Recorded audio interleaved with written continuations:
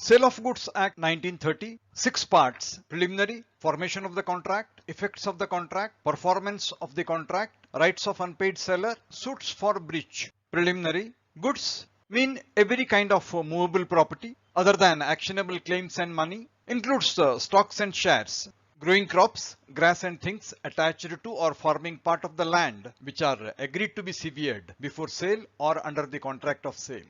Future goods are goods to be manufactured or produced or acquired by the seller after making of the contract of sale. Specific goods identified and agreed upon at the time a contract of sale is made. Seller, a person who sells or agrees to sell. Buyer, a person who buys or agrees to buy goods. Deliverable state is such state that the buyer is bound to take delivery of the goods. Delivery means voluntary transfer of possession from one person to another. Formation of the contract and the contract of sale may be absolute or conditional. Absolute, when seller transfers property to the buyer for a price. Conditional, agrees to transfer for a price at a future time or subject to some conditions to be fulfilled. The contract is also called an agreement to sell. An agreement to sell becomes a sale when time lapses or the conditions are fulfilled. A contract of sale may be writing or by word of mouth, partly in writing, partly by word of mouth, may be implied from the conduct. Comparison parameters between sale and agreement to sell.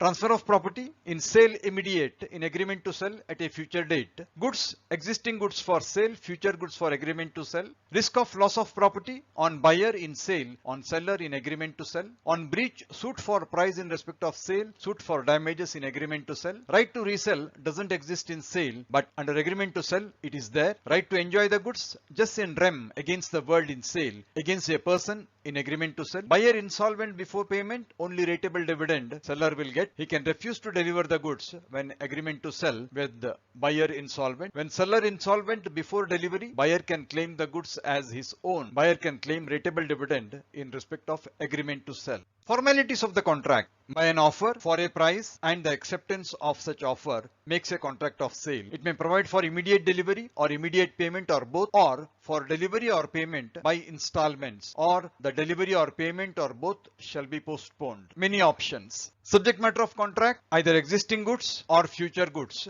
The price may be fixed by the contract or may be left to be fixed between the parties. Where price is not determined, the buyer shall pay a reasonable price based on circumstances. Conditions and warranties are stipulations with reference to goods, the subject matter. The stipulation may be a condition or a warranty. Condition is essential to the main purpose of the contract. Its breach gives rise to a right to treat the contract as repudiated, is however collateral to the main purpose. Its breach gives rise to a claim for damages. Where a stipulation is a condition or warranty depends in each case on the contract term. When condition to be treated as warranty. When the sale is subject to any condition to be fulfilled by the seller, the buyer may waive or elect to treat a breach as a breach of warranty. Where a contract of sale is not severable and the buyer has accepted the goods or part thereof, the breach of any condition can only be treated as a breach of warranty. An implied condition on the part of the seller that in case of a sale, he has right to sell the goods,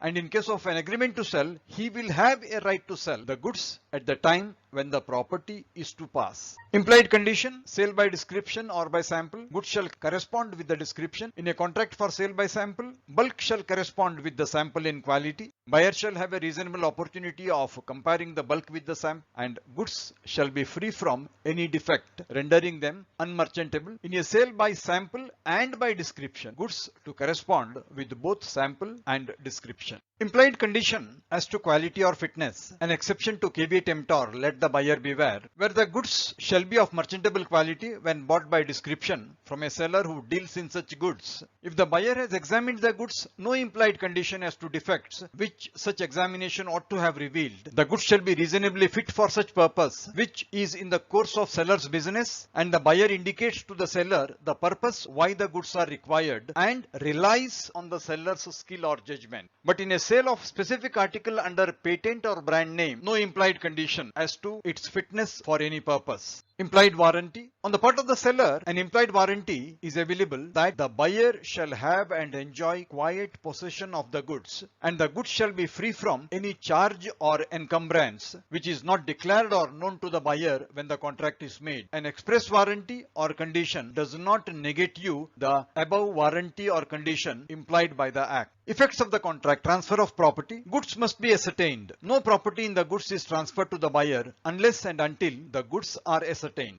Property in goods transferred to the buyer at such time as the parties to the contract intend. Rules in sections 20 to 24 relate to rules for ascertaining the intention of the party. Transfer of property in respect of specific goods. In a deliverable state, the property in goods passes when the contract is made. It is immaterial whether time of payment or time of delivery or both is postponed. When the seller has to weigh, measure or test or do some act for ascertaining the price, or he is bound to do something for the goods for putting them into a deliverable state, in such a case, the property does not pass until such thing is done and the buyer has notice thereof. In respect of unascertained goods, goods in a deliverable state are unconditionally appropriated to the contract by assent of the buyer and seller, and then the property passes to the buyer. Where a seller delivers goods to the buyer or to his bailiff for transmission and does not reserve right of disposal, he is deemed to have unconditionally appropriated goods to the contract. Goods sent on approval or on sale or return basis, the property passes when he signifies his approval or acceptance to the seller or does any other act adopting the transaction, or on the expiration of time if fixed for the return of the goods, or on the expiration of a reasonable time if he retains the goods without giving notice of rejection. Transfer of property. Risks prima facie passes with property unless otherwise agreed. Goods remain at seller's risk. But when property is transferred to the buyer, the goods are at buyer's risk whether delivery has been made or not. Where delivery is delayed through the fault of buyer or seller, the goods are at the risk of party in fault. Sale by a person who is not the owner and who doesn't have the authority to sell. The buyer acquires title as good as that of the seller, provided he acts in good faith and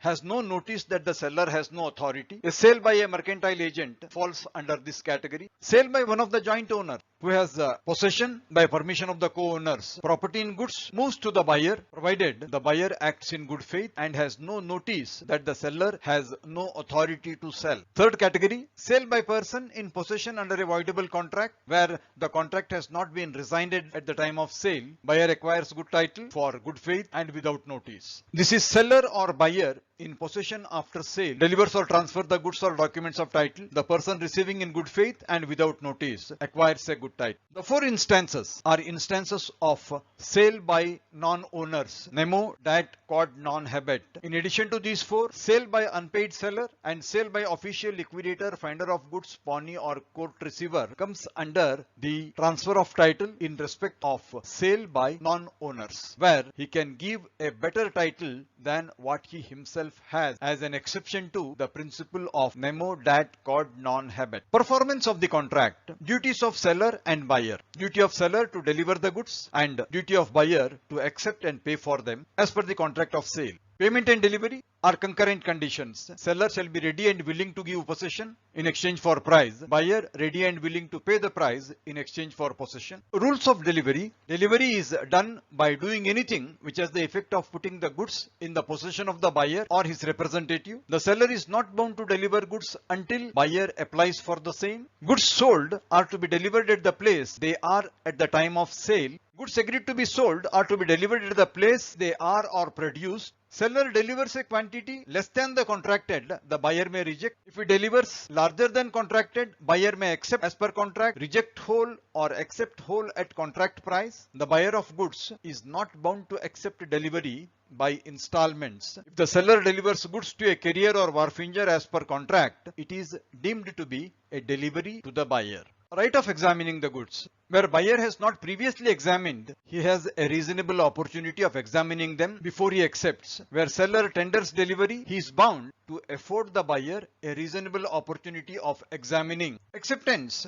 is when the buyer intimates seller that he has accepted them. Goods delivered, buyer does any act in relation to them inconsistent with the ownership of the seller, or after a lapse of reasonable time retains goods without intimating seller that he has rejected them. Neglecting or refusing delivery. When the seller is ready and willing, request the buyer to take delivery and the buyer does not, within a reasonable time, take delivery, he is liable to seller for any loss occasioned by his neglect or refusal, and also liable for a reasonable charge for care or custody of the goods. Rights of unpaid seller. Unpaid seller is the seller of goods when the whole of the price has not been paid or tendered to him, or when a negotiable instrument received as a conditional payment is dishonored. Unpaid seller's lien. The unpaid seller who is in possession of the goods is entitled to retain possession until payment of price, where goods have been sold without any stipulation as to credit, or where the goods have been sold on credit but the term of credit has expired, or where the buyer becomes insolvent. Where an unpaid seller has made part delivery, he may exercise his right of lien on the remainder. When the buyer lawfully obtains possession of goods, the unpaid seller loses his lien. Unpaid seller's right of stoppage in transit,